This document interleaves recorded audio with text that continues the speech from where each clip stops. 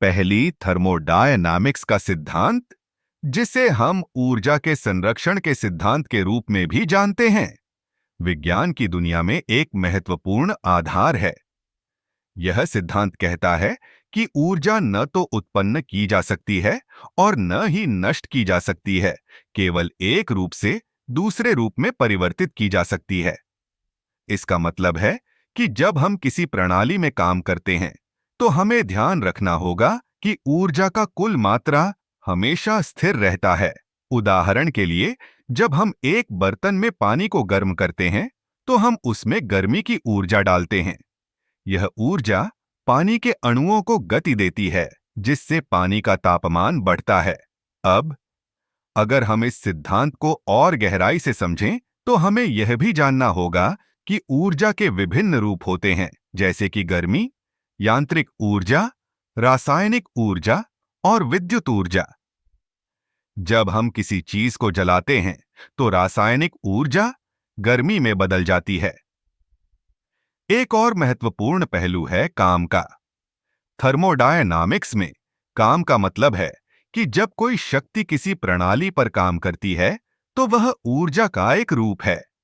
उदाहरण के लिए, जब हम एक पंप का उपयोग करते हैं, तो हम यांत्रिक ऊर्जा का उपयोग करके पानी को ऊपर उठाते हैं।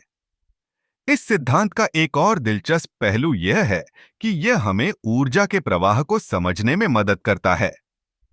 जब हम एक बंद प्रणाली की बात करते हैं, तो हमें यह देखना होगा कि ऊर्जा कैसे एक रूप से दूसरे रूप में परिवर्तित होती है। उदाहरण के लिए, एक कार के इंजन में ईंधन की रासायनिक ऊर्जा यांत्रिक ऊर्जा में बदल जाती है, जो कार को चलाती है। लेकिन यह प्रक्रिया पूरी तरह से कुशल नहीं होती। कुछ ऊर्जा हमेशा गर्मी के रूप में बर्बाद होती है।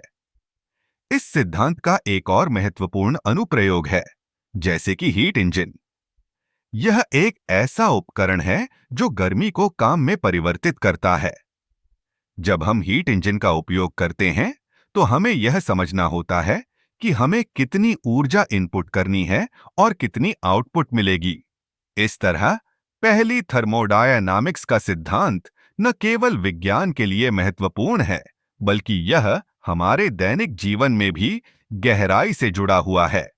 चाहे वह खाना पकाना हो, गाड़ी चलाना हो, या किसी भी प्रकार की ऊर्जा का उपयोग करना हो, यह सिद्धांत हमारे चारों ओर काम करता है।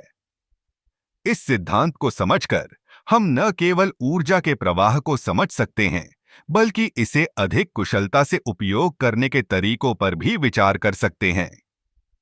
ऊर्जा का संरक्षण और सही उपयोग करना आज के समय में एक महत्वपूर्ण आवश्यकता बन गई है।